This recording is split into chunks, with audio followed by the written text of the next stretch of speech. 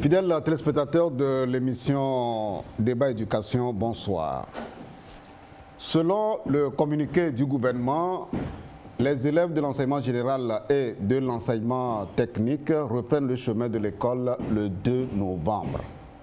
L'État a demandé à tous les partenaires et à tous les acteurs d'apporter leur contribution pour une rentrée scolaire réussie et apaisée. Les organisations de la société civile actives dans le domaine de l'éducation, regroupées au sein de la fêtière qu'on appelle Coalition nationale togolaise pour l'éducation pour tous, la coalition qui est composée des syndicats d'enseignants, des associations des parents d'élèves, des réseaux des médias, des organisations de femmes, de jeunes, de personnes handicapées, eh bien, la coalition va dévoiler au cours de cette émission ses contributions pour une rentrée scolaire réussie. Pour en parler, j'aurai deux invités. Vous aurez l'occasion de les découvrir.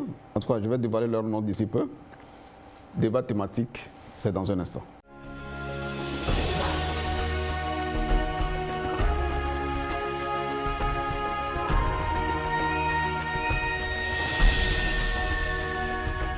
Je le disais tantôt, le 2 novembre, nos élèves vont reprendre le chemin de l'école.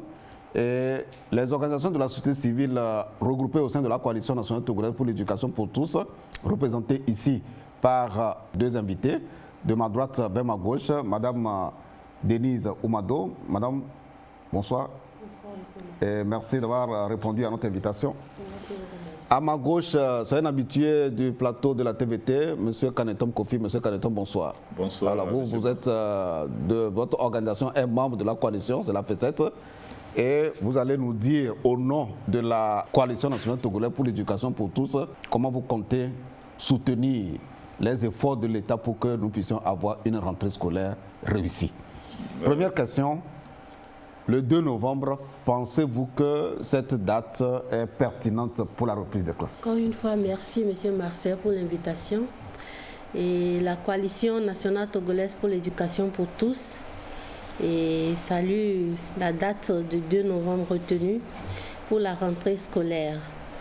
Nous trouvons cette date pertinente dans la mesure où les élèves, nos enfants, ont déjà passé de longs mois de vacances à la maison. Ils ont passé pratiquement 6 à 7 mois à la maison parce que l'avènement du Covid-19, c'est depuis mars 2020.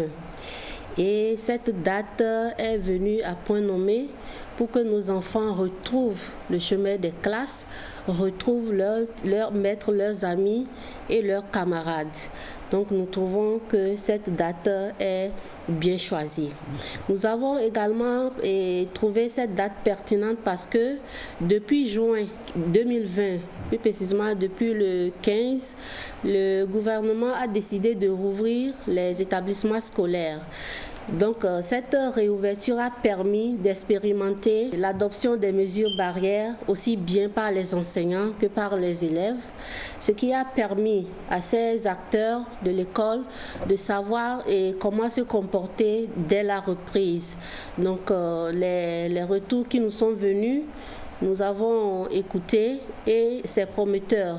Les élèves, c'est vrai, ils n'ont pas tout de suite compris l'importance d'adopter les mesures barrières, mais avec la sensibilisation des enseignants Et avec l'aide des parents d'élèves, ils comprennent petit à petit que leur santé en dépend et ils ont commencé par adopter justement les mesures barrières. Merci madame. Alors monsieur Kanetom, madame Denise vient de le dire, hein, la coalition est en accord avec la date proposée par l'État. Je crois que c'est votre point de vue également. Nous avons passé au crible tous les problèmes qui pourraient se poser et miner cette rentrée et en définitive, nous avons sorti que c'est une date pertinente parce que Madame Denise l'a commencé par le dire, ça répond à l'urgence de démarrer cette rentrée parce que nos enfants, surtout ceux qui ne sont pas dans les salles d'examen, ont tellement passé le temps à la maison. La deuxième chose qu'elle a évoquée, c'est qu'il y a eu une expérimentation de reprise en période Covid qui a réussi puisque le temps de cette reprise-là qui a permis de préparer les examens nous ont conduit à comprendre qu'en rentrant, cette fois-ci, les enfants pourront adopter les mêmes comportements qu'ils ont adoptés pour pouvoir passer les examens avec 0 cas de contagion ou de contamination.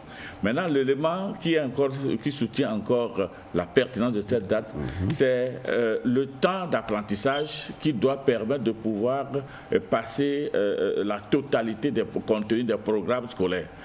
Donc, si on ne reprenait pas le 2 novembre, on risquait avec les contenus de ne pas aborder tout avant la fin de l'année. Il y a également le fait que le Togo appartient à un grand groupe que nous appelons l'UEMOA, où toutes les écoles, tous ces pays font l'objet d'harmonisation des dates des examens. Et si jamais nous ne rentrons pas le 2 novembre, c'est que nos examens vont se passer avec un retard sur les dates limites dans la sous-région de l'UEMOA. Ça va obliger nos enfants, quand ils auront ces diplômes, de ne pas pouvoir passer les examens qui seront ouverts sur le plan international, parce que c'est des concours qui sont lancés à des dates. Si entre-temps, nous n'avons pas encore fini et que les concours étaient lancés, ça veut dire que nos enfants seront pénalisés. Donc voilà pourquoi nous soutenons que le 2 novembre est une date pertinente pour que cette rentrée advienne. Merci. Fidèles téléspectateurs, je crois que les arguments avancés par mes deux invités vont dans le sens de soutenir la date proposée par le gouvernement. Vous savez qu'il y aura une rentrée administrative d'abord dans un premier temps le 26. La rentrée scolaire avec la présence effective des élèves sera le 2. Cette rentrée va se passer dans un contexte assez particulier où certains élèves avaient déjà expérimenté les apprentissages dans le contexte de la Covid avec les mesures barrières. D'autres l'ont fait à la maison, ceux qui étaient en classe de passage, depuis le CP1 jusqu'au CM1 et de la 6e en classe de 4e. Ceux de la seconde également. Eux, ils n'avaient pas repris puisque les examens ne les concernaient pas. Maintenant que la rentrée va se passer dans le contexte de la Covid-19, pour tous, il faudrait absolument que chacun d'entre eux développe le réflexe. Nous allons parler, chers invités, de la reprise des apprentissages dans le contexte de la Covid. Pensez-vous que les élèves vont pouvoir adopter tous les réflexes qu'on attend d'eux pour éviter la contamination? Nous pensons que nos élèves, les enfants peuvent adopter les réflexes. Lorsque les classes étaient rouvertes en juin, ça ne concernait que là, ceux qui passaient les examens. Oui, mais en amont, il y a des séances de sensibilisation qui sont organisées, aussi bien par les parents d'élèves, par les associations, pour pouvoir les sensibiliser. Et par l'État aussi. Et par l'État, bien sûr, avec la contribution des médias, pour sensibiliser les élèves sur l'adoption des mesures barrières.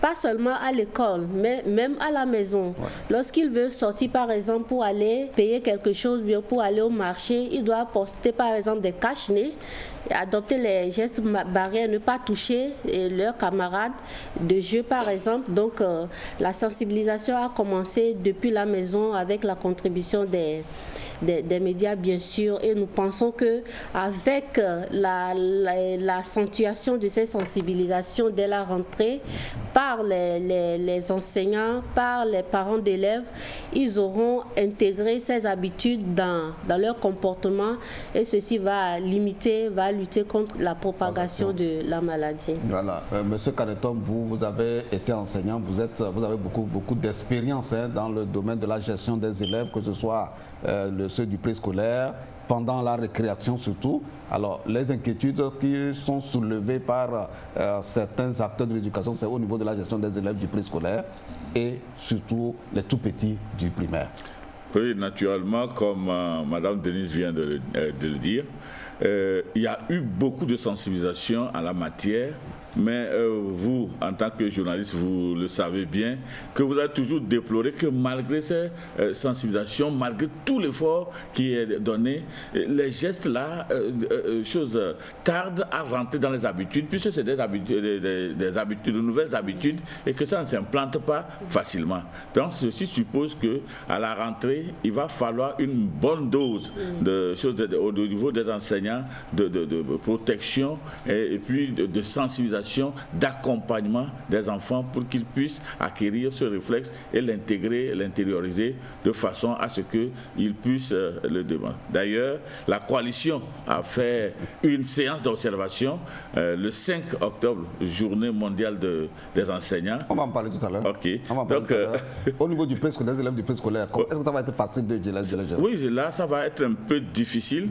Je pense que c'est pour cela qu'il est dit aujourd'hui que le nombre d'enfants à accueillir dans les écoles ne doit pas dépasser 15 élèves pour permettre aux institutrices, aux éducatrices des jardins de pouvoir contenir ces enfants et de pouvoir faire de sorte que ces enfants puissent également adopter les mesures barrières afin de ne pas se contaminer et contaminer les autres. Mais ça, j'avoue que ça ne sera pas si facile, mais avec le génie des éducatrices, puisque l'enseignant est un artisans après tout, ils sauront initier des méthodes appropriées pour pouvoir accompagner ces enfants. Je n'ai pas peur. Tout à fait. Alors, chers éducateurs, éducatrices, en tout cas surtout ceux du préscolaire et du primaire, vous êtes rassurés. Vous avez déjà fait l'expérience avec leurs aînés qui passaient l'examen du CEPD, donc ceux du CM2. Maintenant, c'est les tout petits, ça ne va pas être facile, oui c'est vrai, mais au fur et à mesure que vous les gérez, vous allez, comme vient de le dire M. Kanetom, développer de nouvelles méthodes pour pouvoir mieux les contenir et éviter qu'ils se contaminent. Nous allons aborder maintenant un autre aspect de cette émission, la contribution ou les contributions de la Coalition nationale togolaise pour l'éducation pour tous. Nous espérons que d'autres partenaires répondront à notre appel pour qu'eux aussi viennent nous dire qu'est-ce qu'ils apportent, qu'est-ce qu'ils comptent apporter comme contribution pour soutenir les efforts de l'État afin que l'année scolaire 2020-2021 puisse être une année scolaire réussie dans le contexte de la Covid bien entendu et une année scolaire apaisée. Avant que mes invités ne parlent des contributions, nous allons anticiper. C'est un dessin animé.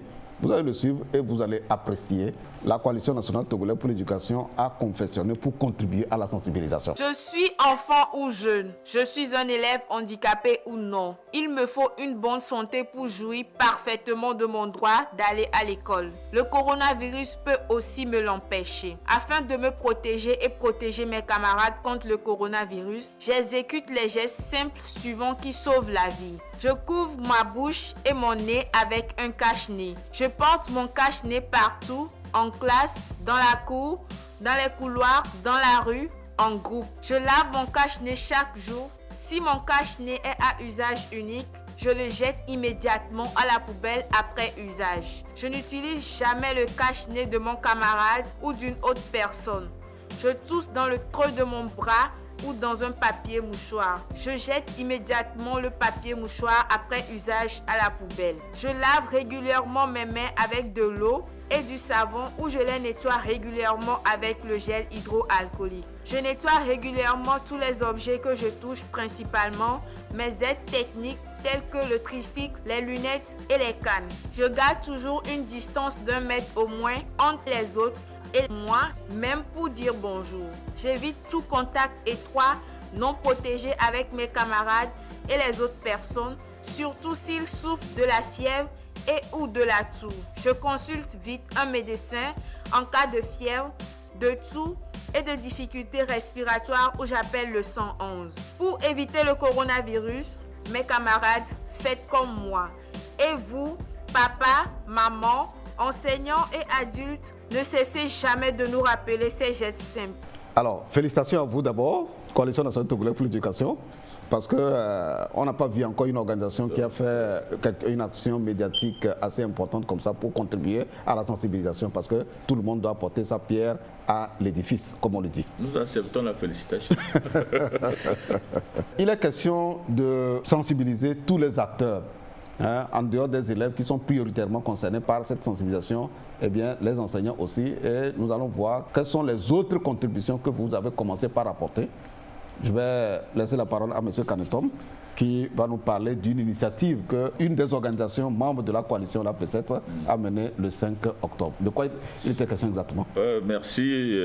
Il faut dire que c'est avec l'appui de la coalition nationale à partir de l'éducation à haute voix que la Fédération des syndicats de l'enseignement du Togo, FECET, a organisé une séance d'observation à l'ENS d'Atapamé avec les élèves professeurs pour tester leur capacité à pouvoir eux-mêmes en tant qu'enseignants se soumettre aux mesures barrières afin de dire que si eux ils savent se soumettre à cette mesure, c'est qu'ils pourront conduire les élèves qui leur seront confiés une fois rentrés dans l'établissement à pouvoir également se soumettre à ces mesures barrières.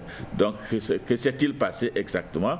C'est que nous avons placé un dispositif très simple constitué de sentinelles.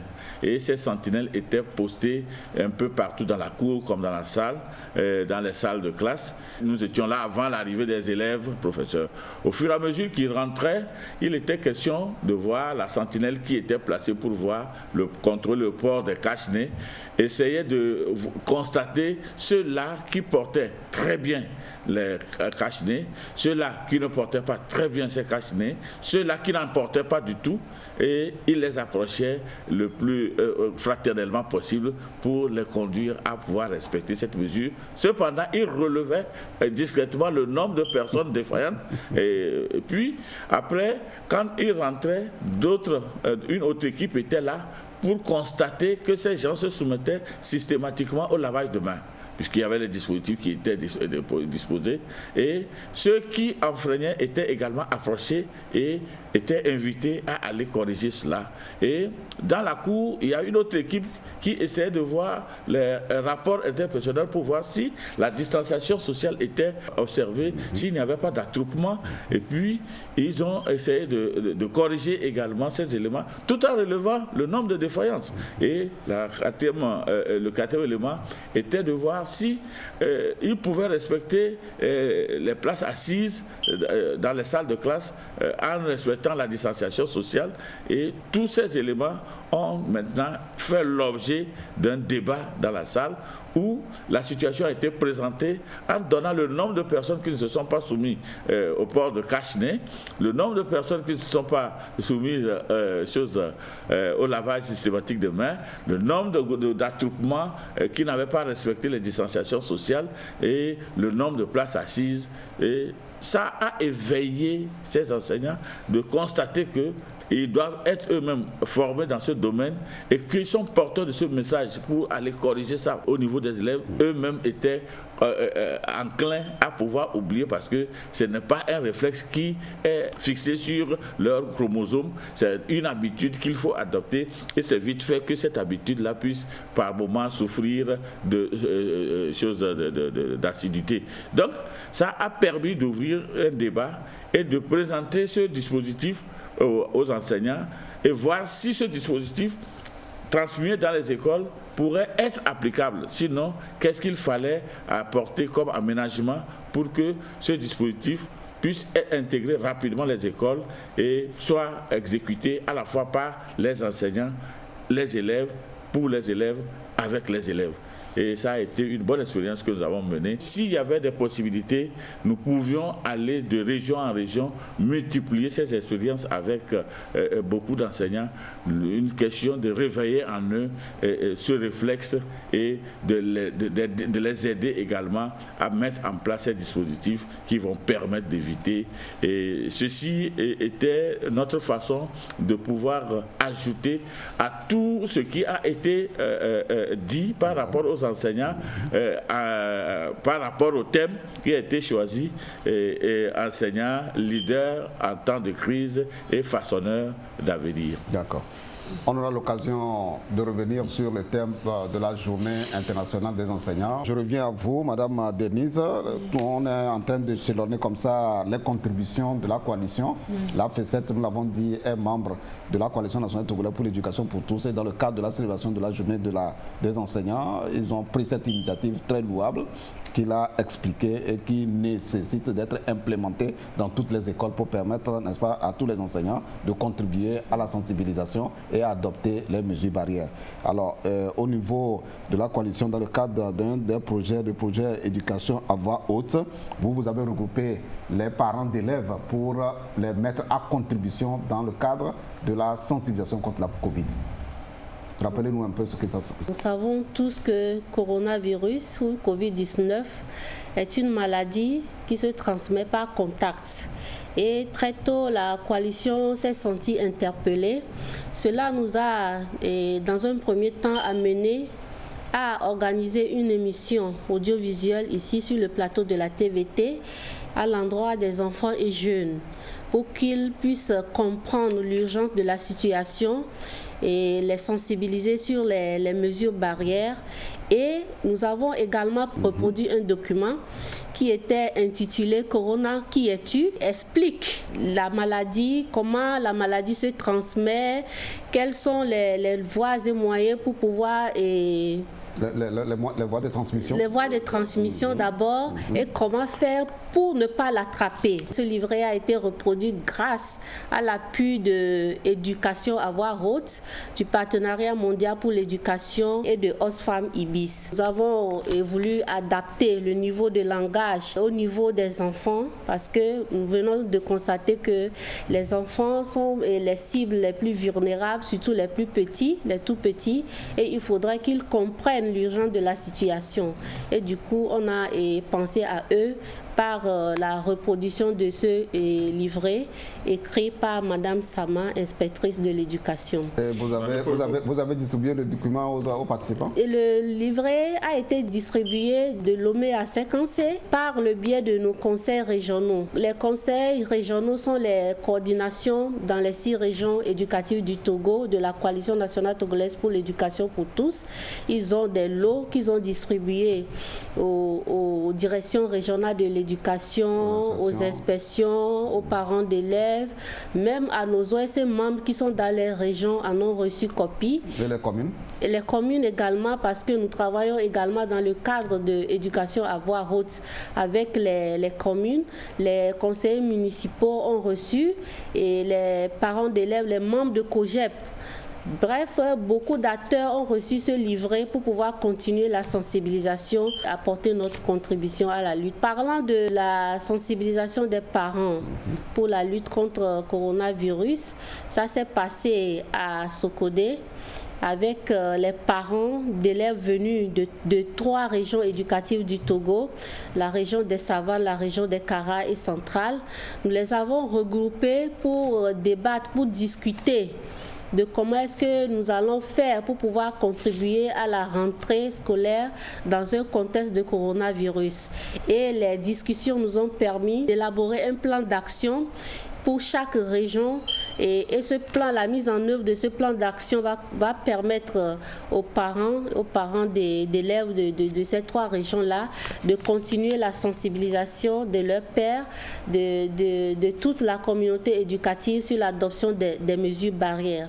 Et nous avons également insisté sur la protection des enfants handicapés qui sont les vulnérables des vulnérables en ces temps de Covid-19. Alors, oui, merci, vous avez compris. Marcel, je voudrais abordé pour dire que le document dont elle fait allusion est un document qui est écrit dans un français accessible aux enfants de 0 à 9 ans et pour permettre également à tout adulte qui prend contact avec ce document de savoir quelle expression utiliser pour pouvoir faire comprendre la maladie à l'enfant et l'amener à se porter volontaire, à prendre des dispositions pour l'éviter. C'est pourquoi tout de suite quand vous parlez du jardin d'enfants, je disais qu'il y a le génie appuyé avec ce document. Les enseignantes, les éducatrices seront à même de pouvoir conduire. Bon, ce n'est pas fini également. Vous savez, la coalition a beaucoup de partenaires. Il y a un autre partenaire qui a appuyé la coalition et la coalition dans le cadre de la contribution a doté, vous savez que nous avons à la coalition monté un projet que nous appelons éducation inclusive pour les enfants handicapés et qui se passe à Notien où nous avons 38 écoles publiques qui abritent aujourd'hui près de 193 élèves handicapés, toutes déficiences confondues. Et nous avons constaté qu'avec l'avènement de la Covid, beaucoup de dispositions ont été prises et des mesures pour pouvoir aider les uns les autres à se protéger contre la Covid ont été mises en branle. Mais nous avons constaté que spécifiquement, c'est comme si les enfants handicapés n'ont pas été impliqués dans toutes ces dispositions, des mesures que l'État a prises. On les noyait dans tous ces ensembles. La coalition a pensé avec son collaborateur premier CBM et un plaidoyer a été fait.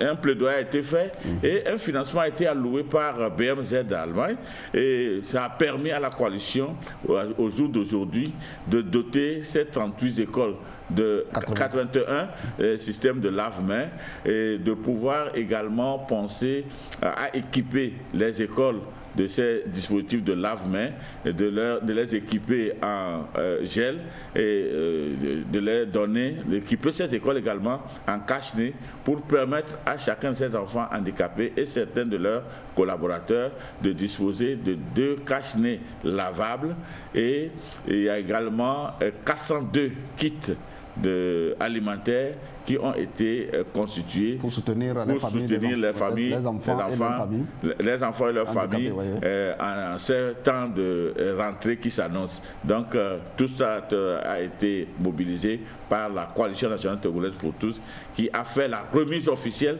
de ces différents éléments le lundi 19 passé. Nous allons vous donner l'opportunité de revivre l'événement à travers le reportage qui a été diffusé à la télévision togolaise. Le don composé de 81 dispositifs de lave-mains, de 2000 masques lavables et de 402 kits alimentaires pour les enfants handicapés, le tout pour un montant de 13 millions de francs CFA, a été réceptionné par le chef d'inspection préscolaire et primaire de Haro, des mains de la représentante de CBM au Togo. Ce lot de matériel s'inscrit dans le cadre de la lutte contre la pandémie du Covid-19 afin que les enfants handicapés soient soutenus spécifiquement puisqu'il y a des actions qui se mènent sur le terrain, mais ils font partie des vulnérables oubliés. Donc nous avons particulièrement pensé à eux. Ils vont se protéger, mais également pour soutenir leurs familles au cours de cette rentrée. À ce jour, nous devons comprendre que les enfants handicapés ont tous le droit d'aller à l'école. Donc que les parents acceptent la condition de leurs enfants et ne plus les cacher pour que ces enfants puissent sortir et s'épanouir également. Au nom de la direction régionale de l'éducation des plateaux, le chef d'inspection préscolaire et primaire a témoigné au nom des 38 écoles primaires bénéficiaires la gratitude à BMZ. Depuis que la rentrée s'approche, on se demande comment on va se prendre pour que les élèves puissent être à l'aise, pour que les enseignants puissent être à l'aise. Je pense que le lot de matériel qui nous est offert nous rassure que l'école, du moins dans les 38 écoles, les classes vont démarrer sans problème, puisqu'il y aura des dispositifs de lave-mains, il y aura le gel hydroalcoolique, tous les enfants auront des masques Donc je pense que tout est déjà réuni pour un bon démarrage des classes dans ces 38 écoles. Et je pense que ça va être la même dans les autres écoles, puisque le gouvernement est à pied d'œuvre pour mettre à disposition de toutes les écoles le nécessaire pour faire une bonne classe en période de Covid-19. Les chefs cantons de Notier, les maires de communes Haro 1 et 3 et la préfecture ont aussi bénéficié d'un kit sanitaire anti-Covid. Ce don s'inscrit dans le cadre du projet éducation inclusive financé par BMZ et piloté par la Coalition nationale togolaise pour l'éducation pour tous, appuyée par CBM Togo Bénin. Nous allons aborder une autre manche donc, de cette émission. Vous savez qu'une organisation de la société civile a pour mission aussi d'attirer l'attention de l'État sur des points de préoccupation. Et nous allons commencer d'abord par la disponibilité du matériel anti-Covid dans les établissements scolaires. Quelles sont vos préoccupations et vos suggestions que vous voulez faire à l'autorité éducative? Ah oui, elles sont nombreuses. Il faut commencer par constater que l'État fait beaucoup d'efforts, mais à ce jour, le nombre de dispositifs de Covid-19 dans l'établissement est insuffisant. Donc il va falloir plus d'efforts pour que toutes les écoles soient équipées. Il y a certains établissements, surtout dans les zones rurales, qui ne sont pas, ou bien les zones enclavées, qui n'ont pas à ce jour des dispositifs de lave-mains. Ensuite, il y a également un retard dans la dotation de ces choses-là, de ce matériel dans certaines écoles. Et il faut dire également que nous avons fait le tour, nous avons constaté que certains de ces matériels ne sont pas surtout très adaptés aux petits. C'est pourquoi nous, à la coalition, quand nous avons voulu équiper les établissements, nous avons donné deux types de dispositifs. Un dispositif qui peut être utilisé par tout le monde et un dispositif adapté à tous les élèves et surtout aux enfants handicapés pour que chose. Il y a également ce problème de non-disponibilité d'eau dans certaines écoles et nous avons pensé que si on a défaut de pouvoir équiper ces écoles de forage, est-ce qu'on ne pouvait pas par exemple mettre des polytanks et les approvisionner périodiquement pour que de l'eau puisse être en continu dans les écoles pour permettre aux enfants de pouvoir vraiment s'acquitter de ce luxe d'éviter la pandémie et d'aller très bien dans leurs écoles. Alors, Madame Denise, oui, M. Caneton vient de le dire, hein, le matériel Covid n'est pas suffisant dans les établissements. Ça, c'est une réalité parce que quand l'État avait doté les écoles de matériel anti-Covid, en tout cas de dispositifs de lave-mains, c'était dans le cadre de la préparation des examens. Maintenant qu'une frange importante des élèves va entrer à l'école, il faut augmenter le nombre de ces kits, n'est-ce pas? Bien sûr. Il faut justement augmenter le nombre de ces kits parce que lorsque nous prenons par exemple un groupe scolaire qui est composé de 6 classes et du CP1 jusqu'au CM1, il faudrait faire en sorte qu'il y ait des dispositifs de lave-mains qui peuvent servir tous ces élèves-là du CP1 jusqu'au CM1. Et dans la plupart des écoles où nous nous sommes passés, parce que la semaine dernière nous étions dans quelques établissements dans le cadre de nos activités Vous étiez dans la maritime, et dans les plateaux. Nous avons constaté que les dispositifs qui sont donnés aux écoles, justement M. Caneton vient de le dire, ne sont pas du tout adaptés aux tout petits. Et c'est vrai que c'est donné tout récemment, mais il y en a qui sont déjà gâtés parce que la rouille, etc., les dérangeait, etc. Et il faudrait faire en sorte que les dispositifs soient suffisants et il faut faire en sorte qu'on ait l'eau pour pouvoir les utiliser. Qu'est-ce que vous suggérez à l'État en termes de dispositifs de matériel anti-Covid? Quelle suggestion vous faites à l'État? Nous savons que les collèges d'enseignement technique quand même ont l'expertise dans la fabrication, ou bien? Oui, bon, nous avons dit ces dispositifs, peut-être que vous trouvez que ces dispositifs vont coûter trop cher.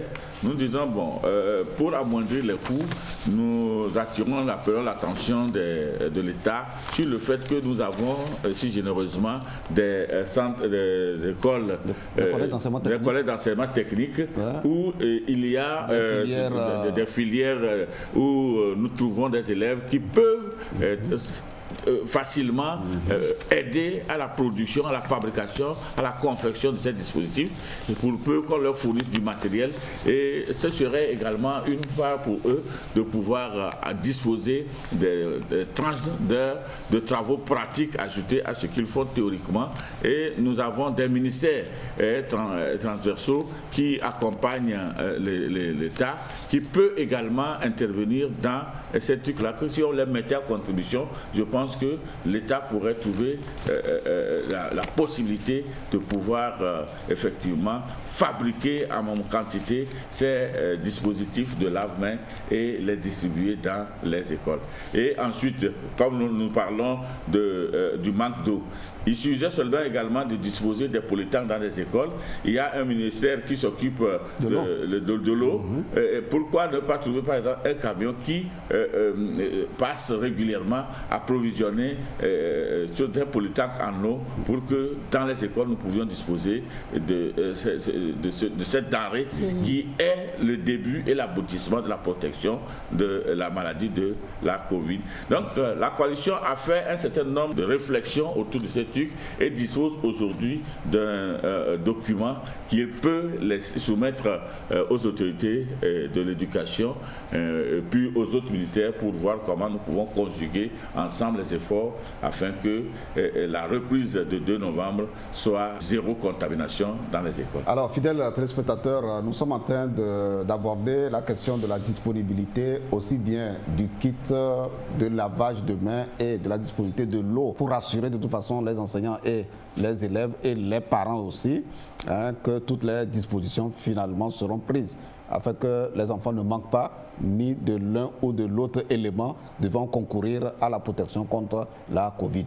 Et les informations que nous avons reçues de certains chefs d'établissement, c'est que dans la subvention que l'État alloue, surtout quand il s'agit des écoles primaires, dans la subvention que l'État alloue aux écoles, l'État a mis en même temps le montant devant servir à l'achat du kit de lavage. Donc ce n'est pas forcément que le ministère va faire la commande et convoyer, mais à partir de la subvention, les chefs d'établissement vont voir sur place les artisans ou les vendeurs de toute façon de ces kits-là pour que leurs établissements puissent en disposer. Et comme vient de le dire M. Caneton pour la question de l'eau, aujourd'hui, à partir du séminaire gouvernemental que nous avons suivi ensemble à la télévision, le chef de l'État a demandé à tous les ministres de faire en sorte que tous les ministres puissent travailler de façon synergique pour contribuer à l'avancement, pour contribuer à la résilience, pour contribuer à l'inclusion. Ce serait bien que les autres ministères à fonction transversale de l'éducation, comme le ministère de l'eau par exemple,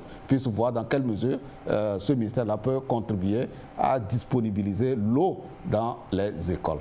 Et sans oublier l'apport des parents d'élèves, parce qu'aujourd'hui, les parents d'élèves, ils en font beaucoup, mais avec la Covid, ils seront encore beaucoup plus sollicités, de toute façon, pour contribuer à disponibiliser l'eau. En tout cas, toute contribution qui peut aider l'école. Nous allons aborder encore 2 autres points de contribution de la coalition. Nous savons que le problème du double flux est annoncé par le ministre, parce qu'il y a certains établissements à effectifs pléthoriques. Monsieur Caneton, vous avez été enseignant, alors vous pouvez mieux nous expliquer comment ça va se passer? Je pense que pour ce qui concerne l'exécution des programmes, des contenus des programmes au cours de l'année, le problème ne va pas tellement se poser parce que le système de double flux ou de double vacation a fait déjà ses preuves dans le temps. Ce n'est pas seulement en période Covid, mais ça a fait ses preuves dans le temps et ça a donné des résultats.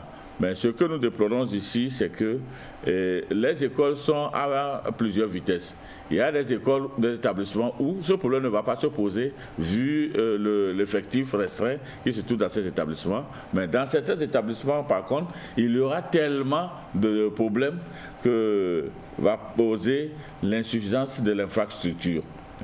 Donc les infrastructures seront vraiment insuffisantes parce que vous prenez par exemple dans une école où dans une salle de classe on avait 100 à 180 élèves. Même si on fait l'effort de contenir 60, il faudra faire 3 vacations. Donc alors que nous ne parlons que de double flux. Le double flux, ça veut dire qu'une cohorte vient le matin, une cohorte l'après-midi et une autre cohorte ne trouvera pas à se plancher le même jour. Donc, ce sera le jour prochain que la cohorte là viendra pour aller à l'école. Donc, ça va affecter un peu le truc là. Il y a également que même s'il y avait aujourd'hui beaucoup de salles de classe, il y aura un problème d'effectifs parce que déjà à l'heure où nous sommes, il y a un manque criard d'enseignants, sans même dire que si on enlevait les enseignants volontaires et les enseignants recrutés par les parents, l'effectif des enseignants recrutés par l'État est insuffisant. Il faut penser également à cet élément puisqu'il y a eu des gymnastiques qui prévoient que les écoles puissent fonctionner jusqu'à samedi, les mercredis soirs y compris. Donc, si nous devons aller dans cette logique, il va falloir que nous pensions à beaucoup de recrutement pour pouvoir compenser cela. Il y a également que toutes ces dispositions appellent encore à des problèmes financiers parce que ça va créer des heures supplémentaires et ces heures supplémentaires sont obligées d'être compensées financièrement pour pouvoir assouvir les peines que les gens vont essayer. Et quand nous parlons de recrutement, ça pose un problème d'encadrement de formation. Et quand on pose des problèmes d'encadrement de formation, ça pose des problèmes du personnel d'encadrement, les conseillers pédagogiques et les inspecteurs qui sont vraiment un nombre très insuffisant. Si vraiment nous devons nous lancer dans cela, il faut penser également à comment faire pour pouvoir augmenter ce truc-là. Et puis, il faut également dire que le système éducatif n'est pas seulement constitué des écoles publiques, il y a des écoles privées confessionnelles et privées laïques. Donc, ils doivent également se conformer à ce dispositif. Sinon, il y a aussi de ces écoles-là dont l'effectif est très élevé et qui nécessite également cet élément de double flux. Et c'est là où le suivi par le personnel d'encadrement pour s'assurer que les écoles privées aussi adoptent les mêmes mesures. Parce que c'est les citoyens togolais, il ne faut pas qu'eux aussi ils se contaminent. Tout à fait, vous l'avez vu. Donc, c'est des éléments sur lesquels nous avons également réfléchi et que nous avons proposé comme point d'attention à l'État afin que nous puissions tous être sûrs que nous allons sûrement et certainement vers une rentrée scolaire où les élèves seront accueillis dans un cadre serein.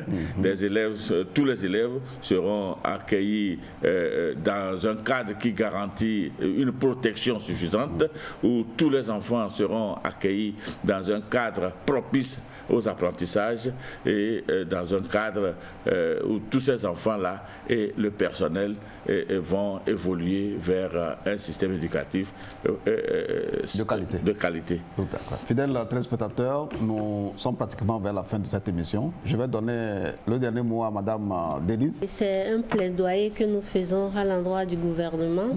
Monsieur Caniton vient de dire qu'il y a quelques années, le gouvernement n'a plus organisé des concours de recrutement des enseignants. Des enseignants, même des inspecteurs. Voilà. Et c'est un plaidoyer. Et des conseils pédagogiques. Justement, oui. Donc nous faisons un plaidoyer pour que le gouvernement organise ces concours de recrutement pour que nous ayons des enseignants en nombre suffisant, mais aussi des enseignants de qualité. Et nous plaidons également pour que les discussions continuent autour du protocole d'accord et enseignant-gouvernement pour que des consensus soient trouvés, pour que nous ayons une année scolaire apaisée et pour le bien de nos élèves et pour le bien de nos enfants. Nous tenons à dire merci à nos deux invités, M. Caniton, Mme Denise. Les deux viennent de la Coalition nationale togolaise pour l'éducation pour tous, une fêtière qui regroupe les organisations actives dans le domaine de l'éducation et qui travaille aux côtés de l'État pour contribuer à la mise en œuvre des 7 cibles de l'ODD 4, pour contribuer à la mise en œuvre du plan sectoriel de l'éducation à travers la mobilisation des ressources pour des actions concrètes sur le terrain. Nous avons parlé de certaines déjà, et à travers des propositions aussi, avec des suggestions et des plaidoyers, pour que des propositions constructives, bien entendu, pour que nous puissions avoir une rentrée scolaire réussie, pour que nous puissions avoir une éducation de qualité. C'est sur ce mot que nous vous disons merci, mais le merci viendra tout à l'heure de ces élèves.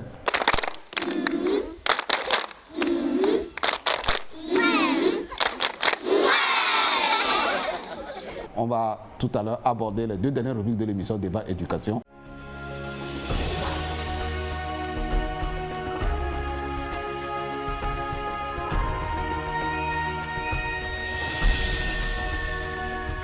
Nous retenons dans Actu Éducation le premier élément. Comment devient-on champion du changement? Qu'est-ce que cela signifie? L'ONG Plan International Togo a réuni les ONG de mise en œuvre du projet de renforcement de la société civile pour la lutte contre les violences de genre. À Blitas, un atelier de restitution sur le diagnostic organisationnel réalisé par Plan International Togo au profit des ONG de mise en œuvre du projet de renforcement de la société civile pour la lutte contre les violences de genre. Suivant certains intervenants. Pour qu'une démocratie puisse vivre, se développer et bénéficier à tout le monde, il faut qu'il y ait des organisations de la société civile efficaces, dynamiques et fortes et qui contribuent à cette démocratie-là dans tous les pays. La deuxième raison, c'est que nous travaillons avec des partenaires qui doivent s'approprier le travail que nous faisons avec eux dans le but de faire le plaidoyer efficacement pour la jouissance des droits des garçons et des jeunes, surtout les filles et les jeunes femmes. Donc le diagnostic organisationnel, c'est l'étape première pour aller vers le renforcement de la société civile, parce que le diagnostic révèle des insuffisances, mais aussi des forces que les OSC disposent, sur lesquelles on peut bâtir en vue de leur renforcement. Donc c'est la base du renforcement de la société civile dans notre manière de faire, dans notre procédure. Donc c'est très important de passer par là. Par rapport aux éléments de faiblesse, nous n'avons pas souvent fait la revue annuelle de notre plan stratégique, par exemple. Et ça, c'est des difficultés liées à la finance. Si nous prenons des engagements en tant qu'organisation de la société civile et nous transcrivons les recommandations en action, nous serons davantage renforcés et être au niveau souhaité en tant que société civile plus forte. En ce qui concerne notre organisation, comme le point fort, c'est la gouvernance. La gouvernance sur l'existence légale, les tests organiques, les documents ou les différentes politiques qui existent. Mais en termes de faiblesse, il faut aussi être honnête pour le dire. Le conseil d'administration actuel est composé uniquement d'hommes. Il faut donc, dans les jours à venir, organiser une assemblée générale et pouvoir donner la chance aussi aux femmes de s'exprimer et ou de pouvoir démontrer leur expertise ou capacité au sein d'une organisation de la société civile. La Coalition nationale togolaise pour l'éducation pour tous a formé 30 cadres de concertation dans les communes sur les questions éducatives. Ils viennent des communes Cloto 1, Ogou 1, Lac 2, Yoto 2, Golfe 6 et Agoué 5. Tous, ils étaient 30, donc en raison de 5 par commune. Tous ont été renforcés sur leur mission éducative et sur la planification opérationnelle, suivant certains participants.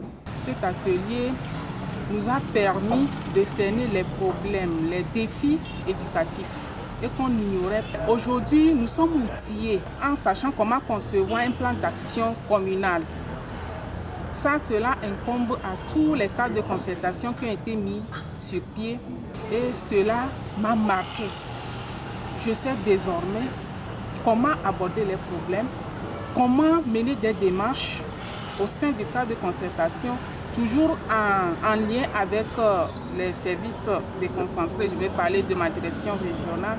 Nous venons d'assister à un atelier sur les plans d'action communaux, bien sûr relatifs, n'est-ce pas, à la gestion de l'éducation dans nos communes. Moi, dans ma qualité de représentant des parents d'élèves de Plateau Ouest, c'est un atelier qui vient à point nommé. Ça m'a réveillé beaucoup sur le rôle des parents. Le rôle des parents, qu'est-ce qu'ils doivent faire? Comment est-ce qu'ils doivent aider, n'est-ce pas, les enseignants, les inspecteurs, tout le monde de la commune à aider leurs enfants à réussir. C'est ça que j'ai compris. Donc au retour, au niveau du plan d'action de la commune, nous ferons un effort pour réserver aussi, n'est-ce pas, une partie aux parents et on doit aller sensibiliser les parents sur leur rôle, sur leur mission, sur comment aider le système éducatif à réussir. Et dans ce cadre, on fera un effort pour que, surtout au niveau, n'est-ce pas, de nos filles, qu'on fasse un effort pour qu'elles tombent moins en grossesse et qu'elles réussissent aussi mieux que les garçons. Je suis vraiment très content pour l'atelier de la concertation des cadres. C'est très important pour nous puisque dans notre commune, il y a une commission qui prend en charge l'éducation. Mais nous ne sommes pas formés sur des bases de compétences pour pouvoir gérer. Mais avec cette cadre de consultation, ça nous a encore donné beaucoup de compétences pour pouvoir faire face aux défis de l'éducation dans notre commune. Par exemple, les jeunes filles déscolarisées, comment allons-nous faire pour les faire venir au programme? Les écoles, comment allons-nous faire pour que le travail marche comme ça se doit? Comment nous allons faire pour avoir de bons résultats? Donc le cadre nous a donné toutes les pistes. Enfin, le ministre des Enseignements primaires secondaires et de la formation professionnelle et de l'artisanat a procédé à la nomination des nouveaux directeurs en remplacement à ceux qui étaient à la retraite. Ils étaient environ 9 qui étaient à la retraite et aussitôt qu'il a pris fonction, il les a remplacés. Merci à tous d'avoir suivi cette émission. On vous donne rendez-vous pour la semaine prochaine. D'ici là, portez-vous bien. Et bonne rentrée scolaire à nos élèves et n'oubliez pas les mesures barrières contre la Covid. Et ça nous amène à reprendre encore cet élément de sensibilisation que la Coalition nationale togolaise pour l'éducation pour tous a proposé. Donc c'est sur cette sensibilisation que nous vous disons au revoir et à la prochaine. Je suis enfant ou jeune, je suis un élève handicapé ou non. Il me faut une bonne santé pour jouir parfaitement de mon droit d'aller à l'école. Le coronavirus peut aussi me l'empêcher. Afin de me protéger et protéger mes camarades contre le coronavirus, j'exécute les gestes simples suivants qui sauvent la vie. Je couvre ma bouche et mon nez avec un cache-nez. Je porte mon cache-nez partout, en classe, dans la cour, dans les couloirs, dans la rue, en groupe. Je lave mon cache-nez chaque jour. Si mon cache-nez est à usage unique, je le jette immédiatement à la poubelle après usage. Je n'utilise jamais le cache-nez de mon camarade ou d'une autre personne. Je tousse dans le creux de mon bras ou dans un papier mouchoir. Je jette immédiatement le papier mouchoir après usage à la poubelle. Je lave régulièrement mes mains avec de l'eau et du savon ou je les nettoie régulièrement avec le gel hydroalcoolique. Je nettoie régulièrement tous les objets que je touche, principalement mes aides techniques telles que le tricycle, les lunettes et les cannes. Je garde toujours une distance d'1 mètre au moins entre les autres et moi, même pour dire bonjour. J'évite tout contact étroit, non protégé avec mes camarades et les autres personnes, surtout s'ils souffrent de la fièvre et ou de la toux. Je consulte vite un médecin en cas de fièvre, de toux et de difficultés respiratoires où j'appelle le 111. Pour éviter le coronavirus, mes camarades, faites comme moi. Et vous, papa, maman, enseignants et adultes, ne cessez jamais de nous rappeler ces gestes simples.